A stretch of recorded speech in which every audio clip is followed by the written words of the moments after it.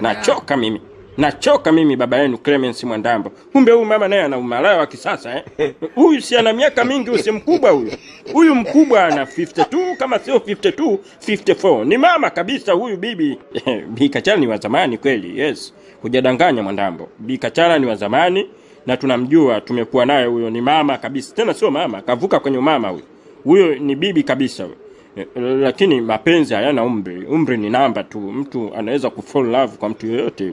So usishangae kashavuruga, pombe zimempanda kichwani, basi anataka kile anachokitaka.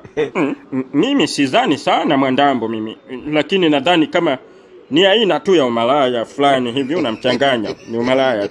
Nachoka mimi. Namtaka Sam cheupe. Siogopi mtu yoyote. Hizi kelele anazopiga sasa mimi ndo zinanichosha zaidi. Nachoka mimi. Nachoka baba yenu Clemence Mwandambo. Haya Masai, unaenda wapi? Unapeleka wapi bwende hilo? Nakuuliza nijibu, unakwenda wapi? Nakwenda kutuliza ghasia.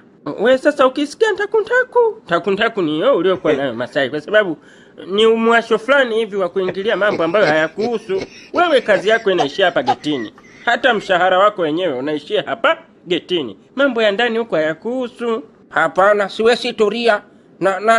Nataka nikatulize ghasia. Mimi kazi yangu ni ulinzi. Kama ni ulinzi na nimesikia kuna furugu, lazima nitulize. Kwa nini wewe unanituliza? Wewe bwana, mimi sijakutuliza. Mimi nimekuelekeza tu kama kiubinadamu, kama vitu vinavyoendelea humu ndani wewe havikuhusu. Yupo huku Dula Mbabe, atamalizana nao mlinzi wa humu ndani. Wewe kazi yako ni kulinda hapa nje. Tulia getini, fanya kazi yako. Mambo ya ndani mwa yakuhusu bro. Umesikia baba? Kausha. Alafu kijana, wacha nikuulize swali. Kwa nini napenda kutoa maelekezo katika kazi ambazo hazikuhusu?